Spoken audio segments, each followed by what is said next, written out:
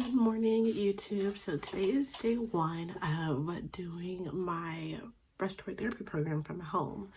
So what they did was they emailed us. Dallas County is on a shelter in place thing, basically, which means don't leave your house until only for necessities, which is included grocery stores, liquor stores, business runs for medical office, and business runs for your job as well. So that's what's happening. That's in effect until April 3rd. So for the next 2 weeks, I guess we will not be on campus. We will be online, and how it works is we log into this online system and it records us. So right now we're reading our PowerPoints and we are taking notes because at 8:30, which is in like a couple minutes, we have to do our first discussion. Now, we don't have any tests or quizzes online because we're trying to work with the third party to proctor our exams and quizzes if we did decide to do that. I read the chapters last week because we didn't go to class last week. So I guess it was just a free week for us, but our instructor still wanted us to go over the PowerPoints and take notes. So I did that already. So right now I'm working on my paper. And that's something I didn't explain to you guys in my first 2 weeks about my respiratory therapy program. This term, I have a paper that I have to write about. I chose pulmonary embolism, so I'm doing my outline, and the paper is due in April because the end of the class is like May 1st or something like that. But it's due in April, which is next month, which is freaking crazy. And I also have to do a 10-minute presentation over pulmonary embolism, but it's okay because that is actually a really big topic and a really big illness, medical issue. So I'm going to read up on that and type in my outline right now, and then I'm going to go and do my discussion. Our professor said that our program does not change our graduation date because we are not in clinicals. So right now I'm still on schedule to graduate on time in March 14th of next year. I don't think I actually explained that. This is considered a accelerated program, guys, that is 18 months. And that's including the general education classes that you take for the first 4.5 months, or technically 5 months. I'm trying to think of what else is there. So, and then the next terms, we have a case study that we have to present as well. So that is exactly what I'm doing. I kind of want to give y'all a little update. Right now, we just won't be doing any lab checkoffs. She's posted videos, and that's going to be about it, which sucks because hands-on is better. But I'm hoping after April 3rd, we can go back to class and get this back on track. We usually get a term break, about a week term break in between each terms, but they're saying that they're probably going to take away our term break and just go straight into the next one so we don't mess up our graduation dates, which I really hope so, because I do not need my graduation date pushed back. But let me go ahead and finish this, and then I'll come back and chat with you guys a little bit later. Thank you.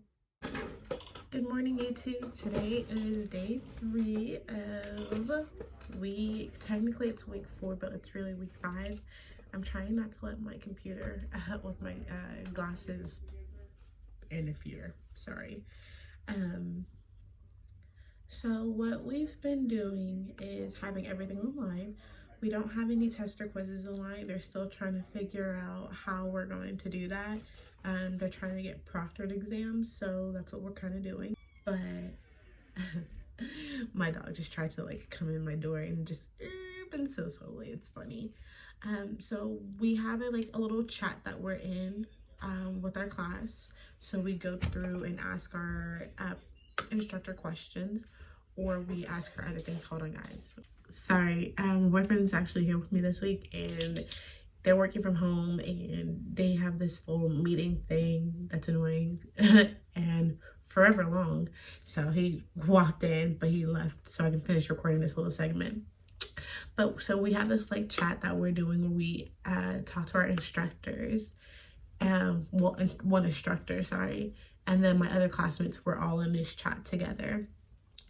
And we just ask her questions. She sent us out our PowerPoints. And then, so this week we're going over, let me double check just before I tell you. It is acid-base balance, which is basically ABGs and interpretations of ABGs. Analysis of gas exchange, that's just kind of talking about, excuse me, ABGs again. And then bedside assessment. So we had a discussion questions. I'll tell you today's discussion question. It is, a woman is admitted with a diagnosis of PNA, pneumonia. ABG results are pH of 7.55, PaCO2 of 25, PaO2 75, and SaO2 94. She's feeling short of breath. Lab data reveals a hemoglobin of 8. Interpret the ABG in terms of gas exchange. What's wrong with this patient and how would you treat her? Well, one, she's got an increased pH and she's got a decrease in CO2, which basically means she's got respiratory alkalosis, right? Yeah, respiratory alkalosis. Give me 1 second. I'm still trying to remember. Yeah, so she's got respiratory alkalosis. How would you treat this patient? I give her some oxygen. Even though she's satty 94%, her O2 level via ABG is 75, which is actually pretty low. So she needs to get on some oxygen to bring her back up. What's wrong with this patient? I don't know. So I've got to look and see. But that's today's discussion. So that's what I have to figure out what's wrong with her. How would I treat her? I told you how I treat her. But yeah, so that's what we're doing today. It's just kind of taking morning YouTube. Today is day 4 of working online.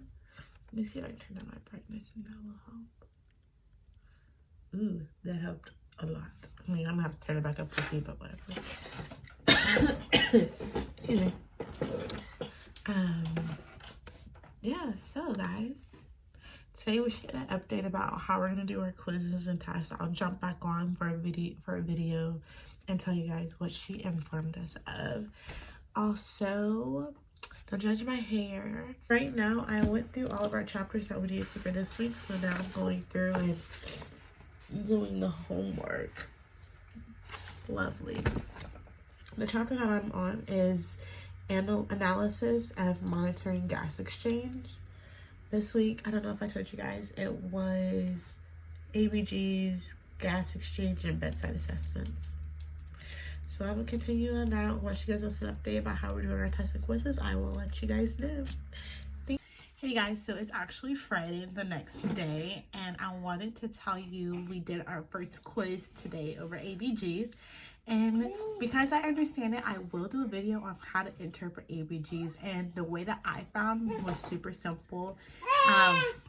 It's the way that I learned from another YouTube video, which I will put in the description box link as well, just in case anybody's having trouble, because she's the way that I learned it. And I'm also going to add in another little spin too that our professor showed us as well. So I'm taking 2 different methods and putting them together. So I'll do a video on how to interpret ABGs, how to tell if it's uncompensated, partially, or fully. All that jazz. So what we did today for our quiz was we got on Microsoft Teams and we video chatted. And what she did was she proctored it, basically, because all the proctor third parties, she says, are very busy and didn't have any openings until April. And we just can't wait until then. So today was trial and error. On Teams, you can only see up to 4 people. So including herself, 5 people total. So we'll go into different groups. And then she has us make sure to take everything off our desk. Nobody in. She has our phone set away. She looks at everything. So everything surrounding us, she can see before we do it. And then she just watches us and she'll let us have like a little notepad or pad. So that's what we're going to do for our... Sorry, I have to put him in my seat because someone's working and I'm watching him for right now. But, yeah. So, yeah, so that's what we did for our quizzes, and that's what we're gonna do moving forward. So yeah, guys, that's it gonna be for this video. If you like my content, sorry, I'm trying to like keep y'all updated as I go. If you like my content, make sure you like and subscribe, and then wait for my next video. So everything that I talked about it was like literally every day, and I'll put the dates at the bottom in the corner of the videos as well, so you can kind of see what I'm talking about. But I'm gonna go, and I will see you guys next time. Thank you for watching, and thank you so much for supporting me. I know a lot of people message and comment, and guys, if you want to have like a thorough conversation, follow me on Instagram and we'll message, because I don't want the comment section to be like super long with our responses, because I'm so happy to give any type of information. That's why I created this, so you can have multiple informations about respiratory therapy, because there's not that many. And if there is, I haven't really seen any. So I will see you guys next time.